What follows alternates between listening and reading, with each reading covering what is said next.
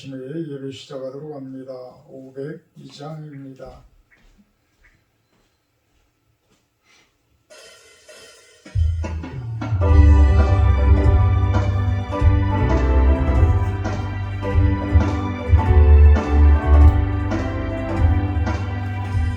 제사장들이여 어서 가서 어둠을 물리치고 주의 진리 모르는 백성에게 오늘 날 비춰라.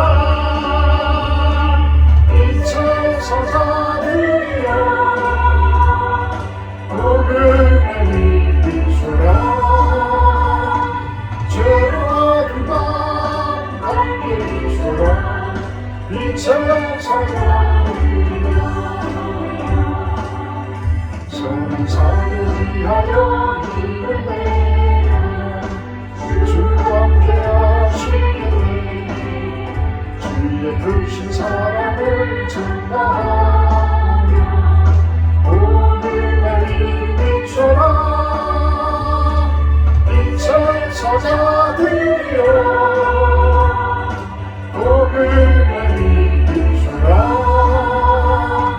죄로운 밤 함께 비춰라. 빛의 사자들이여 주부터 거짓말 순종하여 이 진리 전파하라. 산을 연구를 건너 힘을 다해 오늘 날 비춰라. 빛의 사자들이여 오늘 날 비춰라. 죄로운 밤 함께 비춰라. 빛의 사자들이여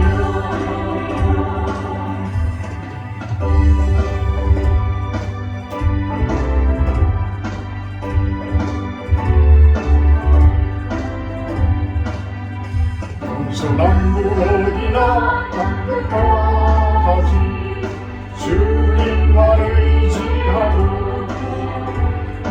눈물보는 백성에게 오늘 날 비춰라. 빛의 사자들이여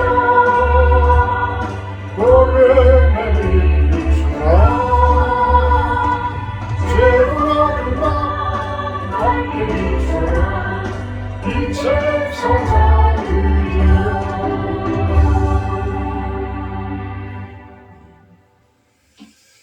사도신경하심으로 신앙고를 하도록 합니다.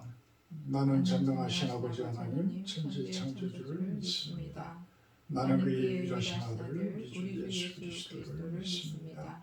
그는 성령으로 잉태되어 동정녀 마리아에게 나시고 본디오 빌라도에게 고난을 받아 십자가에 못 박혀 죽으시고 장사된 지 사흘 만에 죽은 자 가운데서 다시 살아나셨으며 하늘에 오르시어 전능하신 아버지 하나님 우편에 앉아 계시다가 거기로부터 살아있는 자와 죽은 자를 심판하러 오십니다.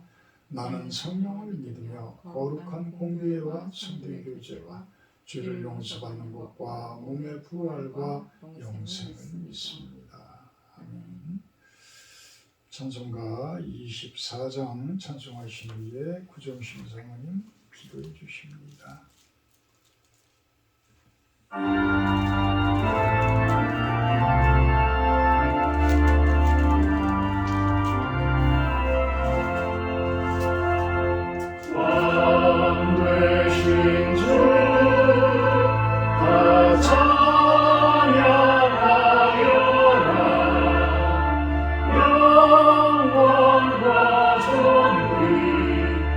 주께 올리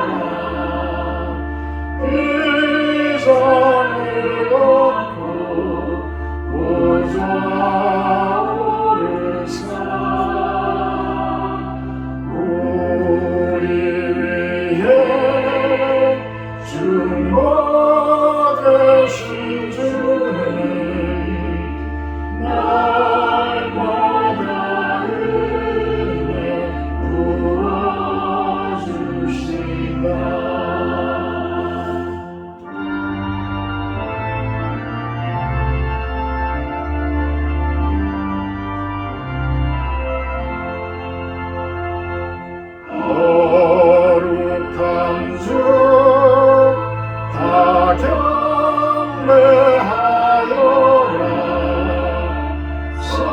선하신 주께 다 찬양하라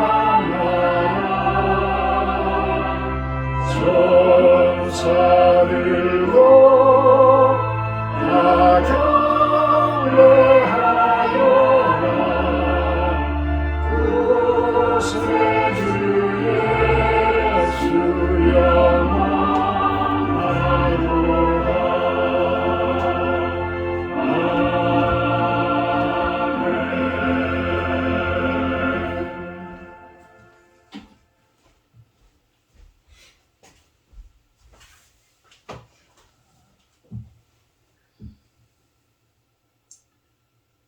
사랑의 아버지 하나님, 예배를 통해 아버지를 부르고 나아갑니다. 하나님은 사랑이시라. 이 시간 우리 영혼의 눌림 가운데 있는 마음의 짐을 내려놓습니다. 하나님 앞에 열심을 내어 살지만 나의 부족함과 허물 앞에 날마다 좌절하고 그 눌림으로 나약해진 나의 모습을 주님 앞에 올려드립니다.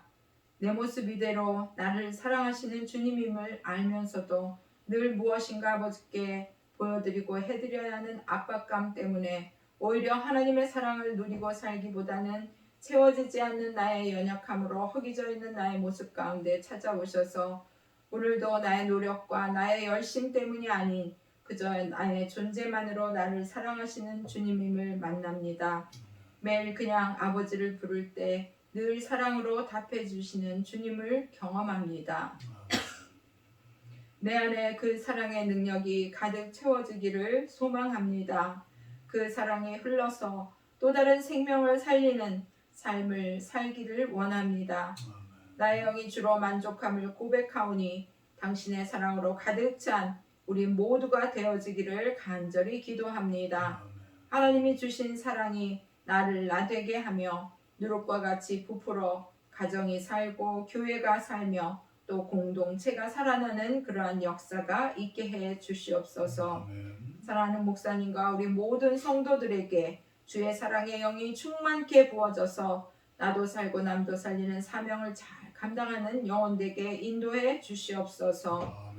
오늘도 말씀 가운데 성령 하나님 함께하여 주시옵시고 주님 주 안에서 날마다 그 부요함과 거룩함으로 이 땅을 정복하고 다스리는 삶을 살기를 원하오며 예수님 이름으로 기도하옵나이다. 아멘.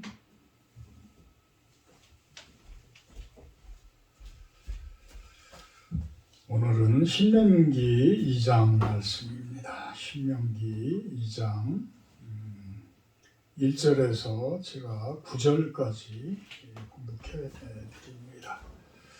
우리가 방향을 돌려 여호와께서 내게 명령하신 대로 홍해길로 광야에 들어가서 여러 날 동안 세일산을 도르다녔더니 여호와께서 내게 말씀하여 이르시되 너희가 이 산을 도르다닌 지 오래니 돌이켜 북으로 나아가라. 너는 또 백성에게 명령하여 이르기를 너희는 세일에 거주하는 너희 동족 에서의 자손이 사는 지역으로 지날진대 그들이 너희를 두려워하리니 너희는 스스로 깊이 삼가고 그들과 다투지 말라. 그들의 땅은 한 발자국도 너희에게 주지 아니하리니 이는 내가 세일산을 에서에게 기업으로 주었습니다. 너희는 돈으로 그들에게서 양식을 사서 먹고 돈으로 그들에게서 물을 사서 마시라.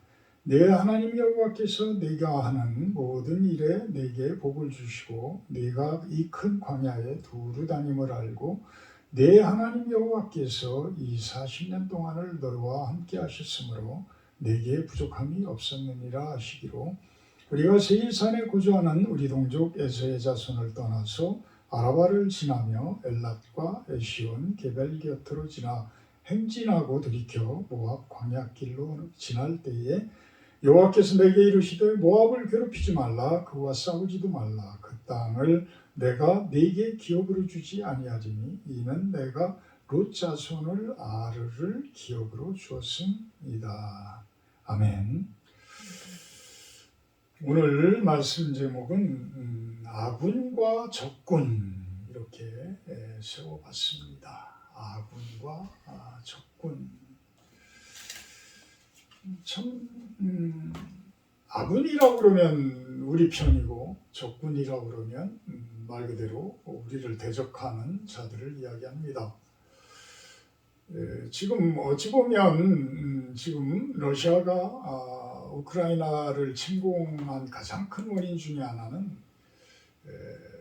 예전에는 아군이었던 우크라이나가 지금은 자꾸만 적군으로 돌아서고 있는 모습이 되니까 주변에 있는 옛 소련 연방 공화국, 소련 연방으로 있었던 그 독립되어진 나라들이 러시아어를 쓰면서도 러시아 언어를 사용하면서도 이제는 서방편으로 돌아서려고 하는 그런 모습에 아마 위기의식을 느끼고 또는 어떤 황제와 같은 그 짜르와 같은 그 푸틴이 그런 면에서 아주 상당히 못마땅했기 때문에 전쟁을 일으켜서 지금 그렇게 계속해서 우크라이나를 괴롭히고 있는 것 아닌가라는 생각을 해봅니다. 사실 우리가 세상 가운데에서 누가 적군이고 누가 아군이고 확연하게 그게 구분이 가나요? 참 그거를 확연하게 구분을 할 수 있는 거는 없을 거예요. 사실 내 안에도 어찌 보면 아군과 적군이 내 안에서도 공존하고 있는 모습인데 본문을 들어가 보면요, 이스라엘이 지금 신명기 2장 내용은 무슨 내용이냐 하면 이제 광야 가운데에서 이스라엘 민족들이 이집트에서 나왔던 만 20세 이상 되었던 그 전투력을 갖췄던 그 군인들 14절의 내용이 나옵니다. 가데스 바네아에서 떠나 세렛 시내를 건너기까지 38년 동안이라 이때에는 그 시대의 모든 군인들이 여호와께서 그들에게 맹세하신 대로 진영 중에서 다 멸망하였나니 여호와께서 손으로 그들을 치사 진영 중에서 멸하신 고로 마침내는 다 멸망되었느니라. 출애굽에서 하나님의 명령에 가데스 바네아라는 어찌 보면 사해라는 그 지금으로 이야기하는 사해 염도가 하도 높아서 사람도 둥둥 뜰 정도 그 정도로 염도가 높기 때문에 생명체가 없다는 거예요. 생명체가 없다. 죽은 바다. 그래서 그 부분은 일반 그 해수면 해발 고도를 측정을 할 때 일반 해발 0m 이거를 기준점 해수면이 제로인 지점을 기준으로 했을 때 이 사해 지방 이 지방은 마이너스 200m 이상. 그러니까 바다의 물높이보다도 오히려 다운돼 있는 그런 지형인데 왜 그곳에는 바닷물이 채이지를 않을까요? 그렇게 낮은데 주변에 있는 물들이 다 갈 수 있는데 그만큼 강수량이 적다라는 이야기. 그만큼 물이 증발이 빨리 된다라는 거예요. 그리고 물이 고일 일이 없다는 거죠. 그러다 보니까 그 염해, 사해라고 하는 그 부분을 놓고 아래 지방이 가데스 바네아, 그 다음이 세일산이라고 하는 에돔이고 동쪽으로 이렇게 이제 이스라엘이 치고 올라갑니다. 염해를 두고 사해를 두고 이 밑에서부터 이스라엘 민족이 치고 올라가는데 이 염해 사해 바다 아래쪽에는 에돔이라는 족속이 있어요. 에돔은 누구예요? 야곱의 형인 에서. 야곱의 형인 에서의 그 자손들이 이룬 나라예요. 그 나라가 여기에 진을 치고 있고, 그 다음에는 조금 더 올라가면 모압이라는 나라, 암몬이라는 나라가 이렇게 있어요. 모압과 암몬.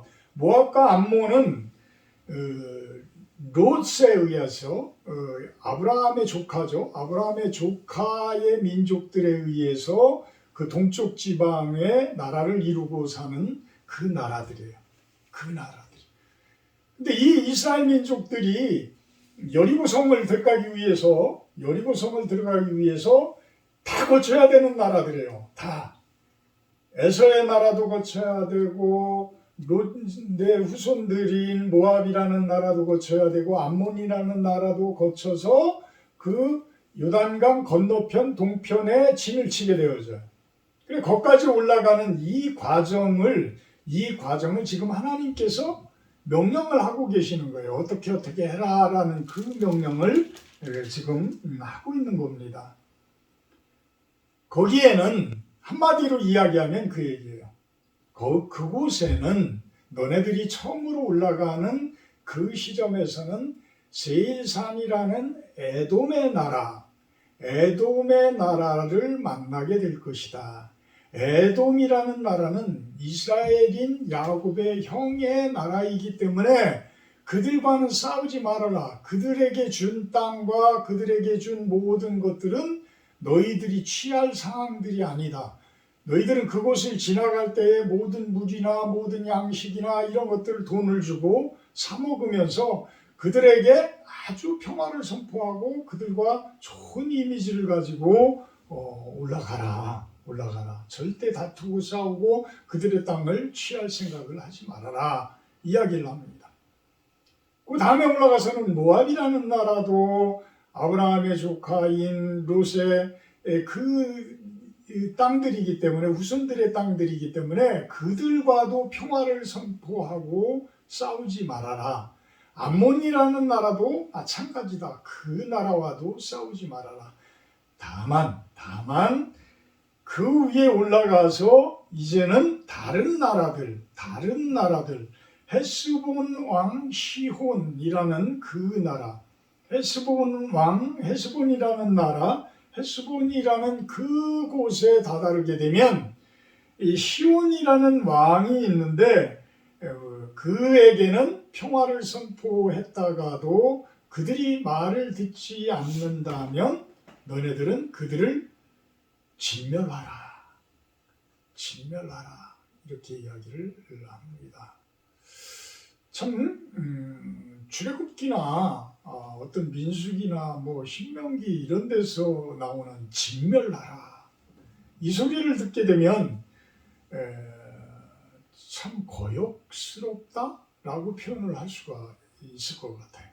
왜 하나님께서는 사랑의 하나님이신데 저렇게 험악한 그 진멸이라는 표현까지 할까?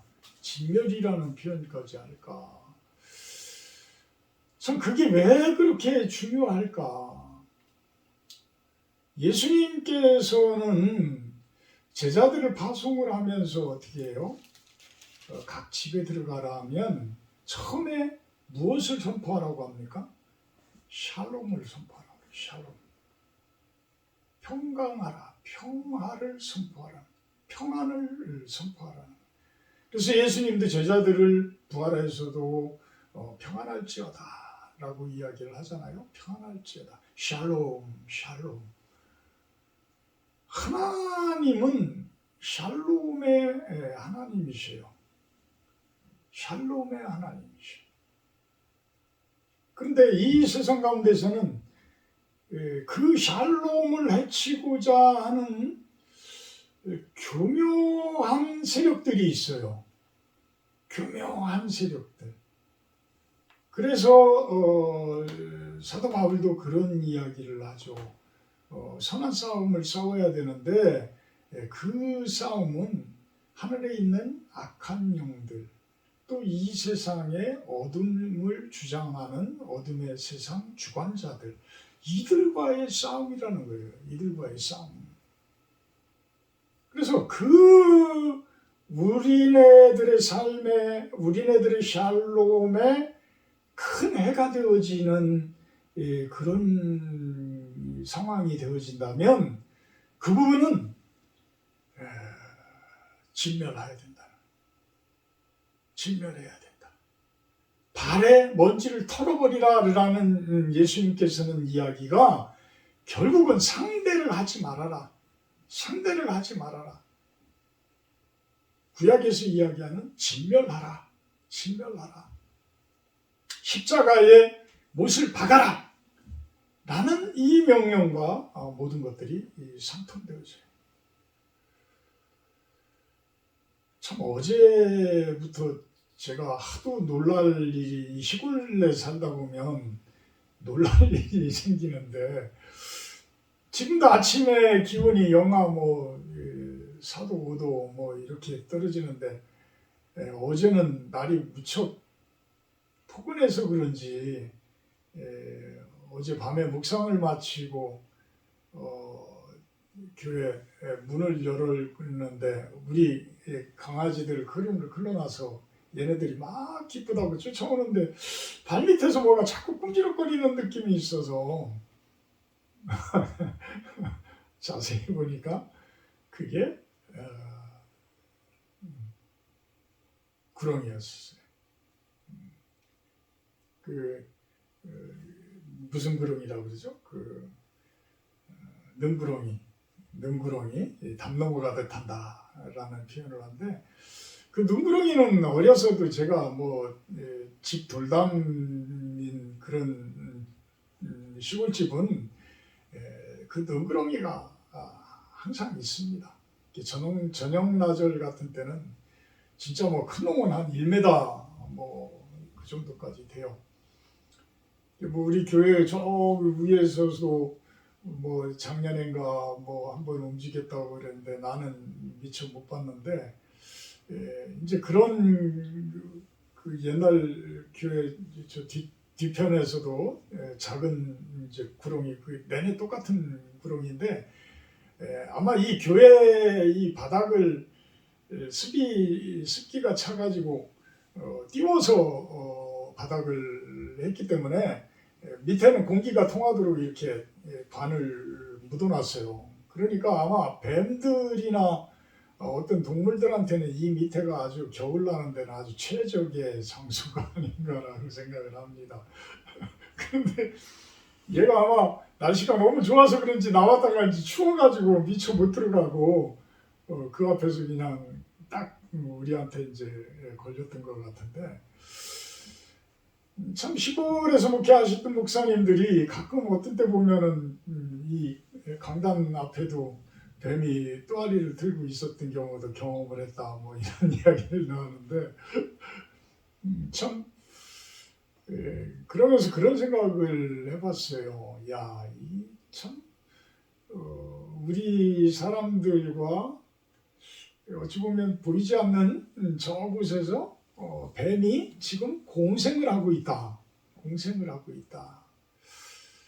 그 공생과의 관계에서 능구렁이 같은 경우에는 독이 없으니까 상관이 없지만, 독사 같은 경우는 이거는 상당히 우리들에게 평강을 깨치는 그런 부분이잖아요. 그리고 뱀이라는 자체는 우리들한테 너무 징그럽고 사실 이렇게 가까이 하는 게 참 그래. 응? 아주 좀 혐오스러워. 하여튼 제가 하나님께서는 그래도 그런 피조 세계 가운데 뱀들이 있게 둔 것은 또 우리로 하여금 그만큼 경각심을 갖고 또 그 뱀들을 통해서 우리 안에서 또 뱀같이 그렇게 우리를 힘들게 하고 우리의 평강을 해치는 그러한 요소들을 생각을 해봐라 라고 이야기를 그런 뜻에서 두고 계신지도 모르겠습니다. 어쨌든 간에 우리들의 삶 가운데에서는 항상 내 안에서도 선과 악이 공존한다라고 이야기를 하잖아요. 사도 바울도 로마서 7장 21절에서 25절에서는 그 이야기를 하고 계셔요. 제가 한번 읽어드립니다.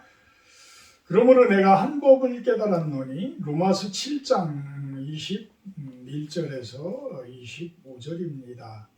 곧 선을 행하기 원하는 나에게 악이 함께 있는 것이로다. 내 속사람으로는 하나님의 법을 즐거워하되 내 지체 속에서 한 다른 법이 내 마음의 법과 싸워 내 지체 속에 있는 죄의 법으로 나를 사로잡는 것을 보는도다. 오호라 나는 공고한 사람이로다. 이 사망의 몸에서 누가 나를 건져내랴. 우리 주 예수 그리스도로 말미암아 하나님께 감사하리로다. 그런즉 내 자신이 마음으로는 하나님의 법을 육신으로는 죄의 법을 섬기노라. 맞아요. 이렇게 삽니다.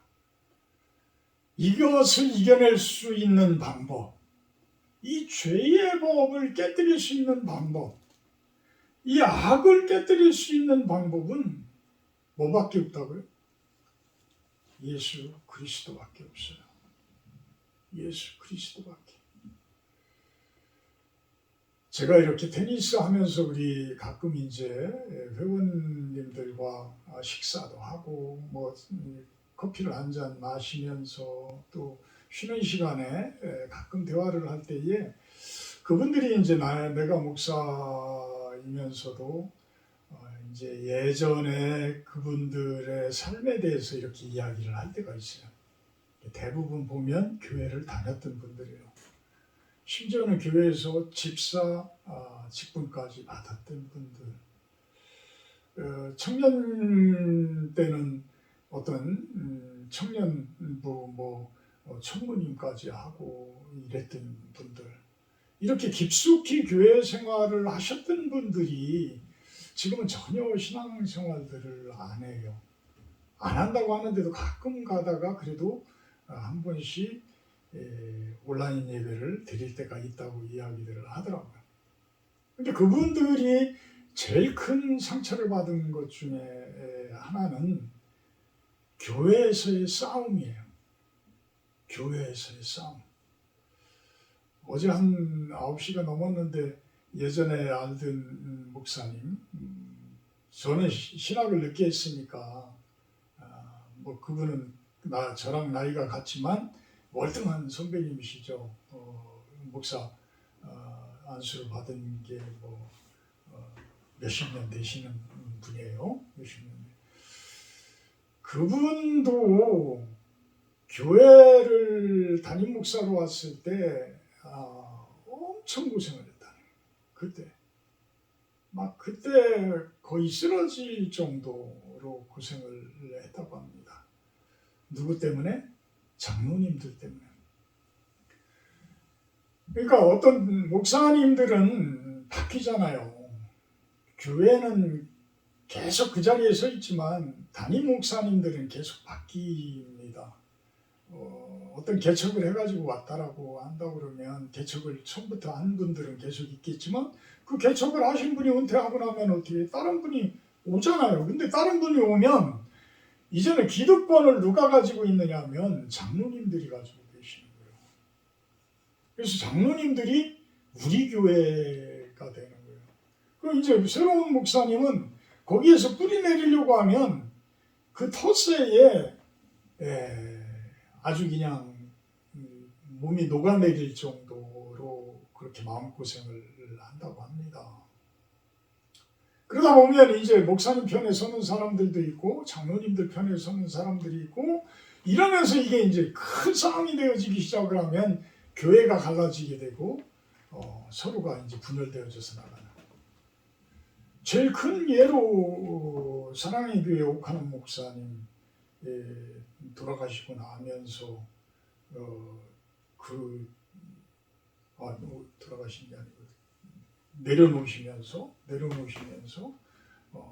그 큰 싸움이 일어났어요. 일어났잖아요. 결국은 그 자리에 계시던 분들이 또 다른 교회를 세우게 되고 부교회에서 진을 치고 그곳에서 예배드리게 되고 또 목사님 오정현 목사님 측에서는 또 새로운 교회를 서초동에 또 세워서 나가게 되어지고 이런 상황들을 겪으면서 참 엄청난 아픔들을 겪는 거죠. 자, 그곳에서 바라보는 것들이 과연 하나님의 예수님의 그 샬롬? 어디까지가 하나님의 샬롬이고 어디까지가 예수님의 샬롬이고 어디까지가 대적자들의 악한 모습이고 어디까지가 잘못되어진 것들일까요? 어둠의 세상 주관자들일까요? 우리가 과연 그것을 정의를 내릴 수 있나요? 그렇지만 결론적으로 바라보게 되면 분명히 이것은 잘못되어진 거잖아요. 오늘이 대통령 선거지만 이제 조금 있으면은 또 이제 개표를 해나가겠지만 그것에 대해서 그분들에 대해서 누가 감히 이분은 잘 됐고 이분은 잘하고 있는 것이고 이분은 잘못된 것이고 이것을 어떻게 이야기하겠어요? 우리는 다만 성경을 가지고 말씀을 가지고 적용할 수밖에 없지만 그 말씀에 대한 적용조차도 보수 쪽에 있는 분들, 진보 쪽에 있는 목사님들 다 다르게 적용을 해요. 다 다르게. 그래서 어떤 분들은 정치적으로 가가지고 진보 편에 서고 보수 편에 서고 이러면서들 정치적인 선언들을 하고 이러잖아요. 한 교회에도 진보 성향이 있는 분들이 있고 보수기적인 성향이 있는 분들이 있는데 그렇다면 그분들 앞에서 그 정치적으로 설교를 하시는 분들은 그 성도들 한쪽 파트에 대해서는 싸움을 일으키는 것밖에 안 되잖아요. 과연 하나님께서는 무엇을 진멸하고 하라고 하시는 걸까? 무엇을 진멸하라고 하는 것일까? 아군은 누구고 적군은 누구일까? 아군은 누구고 적군은 누구일까? 그래서 예수님은 원수까지도 사랑하라라고 이야기를 하시는 것일까? 원수까지도. 내 대적자들까지도 사랑을 함부로 해서 그 숯불을 그들의 머리 위에 얹히는 것이다 라고까지 이야기하는 사도 바울의 이야기. 자, 우리들은 어떤 모습으로 이 세상 가운데 살아가며 이 세상에서 아군은 누구며 적군은 누구일까? 우리는 적군에 대해서는 생각을 해서는 안 되리라고 봐요. 확연히 드러날 때 헤시본 왕 시온같이 확연히 드러나서 하나님께서 그들을 쳐라, 그들을 너희에게 붙였나니 그들을 쳐라라고 할 때는 그들과의 전쟁을 선포하며 그들을 진멸할 수 있어요. 그런데 그들에게조차도 하나님께서는 처음에 뭐라고 이야기를 해요? 평화를 선포하라고 이야기합니다. 26절, 신명기 2장 26절.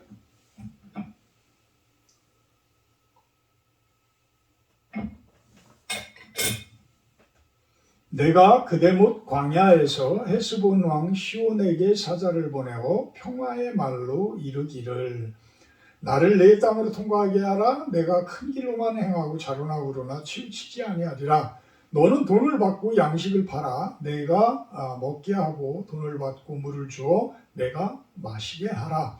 나는 걸어서 지나갈 뿐인즉 세일에 거주하는 에스 자손과 아래에 거주하는 모압 사람이 내게 행한 것 같이 하라. 그리하면 내가 요단을 건너서 우리 하나님 여호와께서 우리에게 주시는 땅에 이르리라 하였으나 30절에 헤스본 왕 시온이 우리가 통과하기를 허락하지 아니하였으니 이는 내 하나님 여호와께서 그를 내 손에 넘기시려고 그의 성품을 완강하게 하셨고 그의 마음을 완고하게 하셨다. 결국은 하나님께서 주권자셔요. 하나님께서 우리들이 그냥 평강을 선포하고 평화를 선포하고 원수까지를 사랑하는 그 마음, 아까 우리 구중심 사모님의 기도 가운데서도 그 사랑을 전하고 사랑을 선포하는 것이 어찌 보면 세상 속에 있는 내 안에 있는 그 악한 영들, 어둠의 세상 주관자들에 대한 심판인 거예요. 심판. 그냥 사랑하고 그냥 내가 평강을 선포하고 내가 평화를 선포할 때에 그것을 적응하지 못하고 그것을 이겨내지 못하고 어떤 대적하는 자들은 하나님께서 어찌 보면 무력을 이용하든 어떤 힘을 이용하든 어떤 물리적인 힘을 이용하든 어떤 영적인 파워를 이용하든 제거하게 되어 있다는 얘기예요. 제거하게. 하나님이 나아가는 길 앞에, 하나님이 사랑을 선포하는 길 앞에 사랑을 실천하기 위해서 사랑을 충만하게 해주기 위한 이 세상 가운데 하나님 나라를 만들어가는 그 과정, 그 과정에 대적하는 자들은 자연적으로 하나님의 섭리와 법칙 아래에서 도태되어지게 돼 있다는 거예요. 도태되어지게. 어차피 진멸되어지게 돼. 먼지같이 떨어져 나가게 되어져 있다라는 거예요. 그래서 결국은 이스라엘 민족들에 의해서 그들은 진멸되어졌고 그 땅을 요단강 동편 땅이 되게 하셔서 그곳에 이스라엘의 새 민족이 그곳을 차지할 수 있는 땅으로 세워 주십니다. 그렇지만 처음에 제가 이야기했지만 야곱의 형인 에서가 세운 민족 에돔이라는 나라, 에돔이라는 나라와 아브라함의 조카인 롯에 의해서 세워진 그러한 모압과 암몬이라는 그 나라들은 어찌 보면 한 핏줄인 거예요. 한 핏줄이에요. 아브라함의 한 핏줄이에요. 그 자손들이에요. 그러다 보니까 그들에 대해서는 평강을 선포했을 때 그들이 받아들입니다. 받아들여요. 누구를 알았을 때? 하나님을 알았을 때. 하나님을 알았을 때. 그런데 이스라엘이 가나안 땅을 정복하고 나서도 이제는 좀 속된 말로 또 아사리판이 되어져요. 아사리판이 되어져요. 하나님을 잃어버려. 하나님을 모르게 돼. 하나님을 받아들이지 않는 나라가 됨으로 인해서 그들은 점점 이제는 평강을 잃어버려요. 사랑을 잃어버려요. 그러면 뭐가 일어나기 시작을 해요? 싸움이 일어나요. 전쟁이 일어나요. 지금 어찌 보면 푸틴이라는 그 사람 안에는 점점 사랑을 잃어버리는 거예요. 점점 평강을 잃어버리는 거예요. 그 사람은 하나님을 잃어버리고 자신이 어떤 로마 황제와도 같은 어떤 그런 러시아의 황제의 모습으로 지금까지 20년을 집권을 했으면서도 더 집권을 하려고 하는 그 야심찬 그 못된 생각들, 그것들이 가득 차면서 하나님은 점점 사울이라는 왕을 세웠을 때에 하나님이 부리시는 악령이 사울 왕을 좌지우지하잖아요.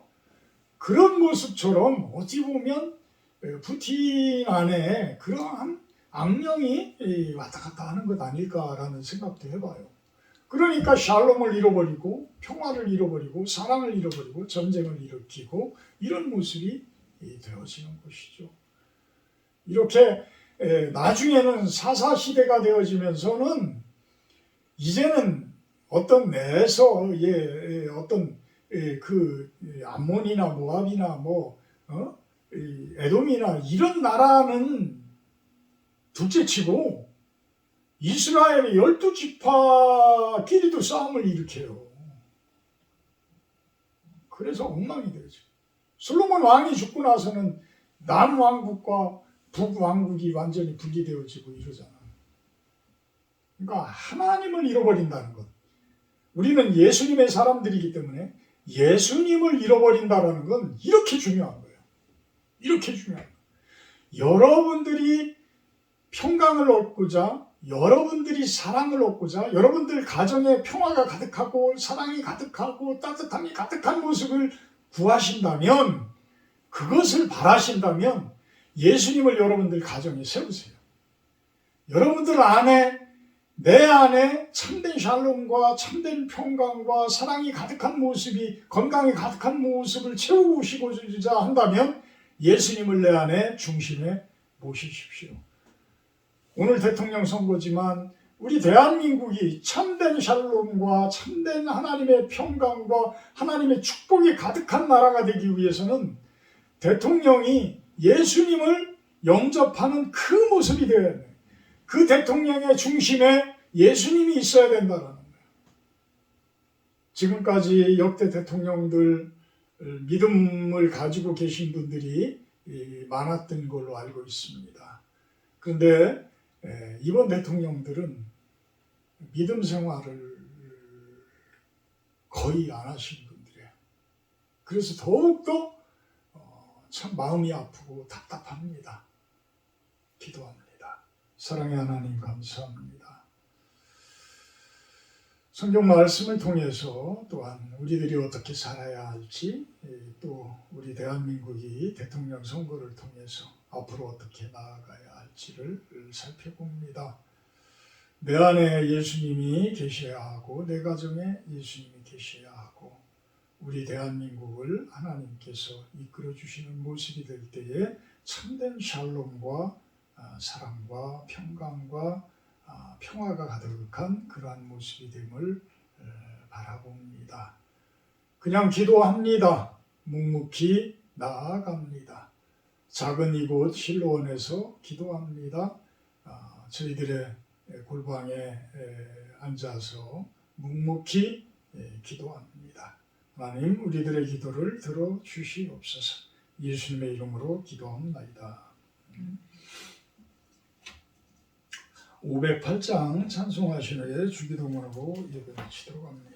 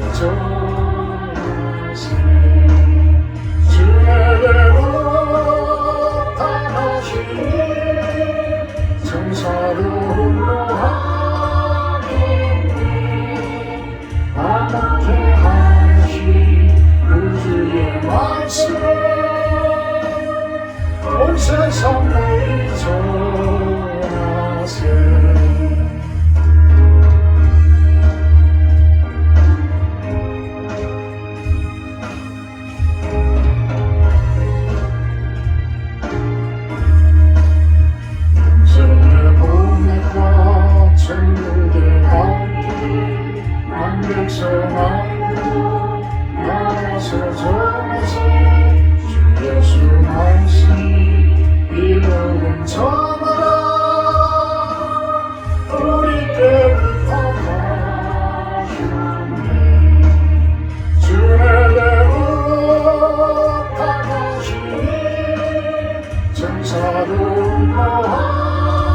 노하겠네 완벽해 하시 그 주의 말씀은 온 세상을 전하세 아멘. 하늘에 계신 우리 아버지여 이름이 거룩히 여김을 받으시오며 나라 임하옵시며 뜻이 하늘에서 이룬 것 같이 땅에서도 이루어지이다. 오늘날 우리에게 일용할 양식을 주옵시고 우리가 우리에게 죄지은 자를 사하여 준 것 같이 우리의 죄를 사하여 주옵시고 우리를 시험에 들게 하지 마옵시고 다만 악에서 구하옵소서. 내게 나라와 권세와 영광이 아버지께 영원히 있사옵나이다. 아멘. 감사합니다.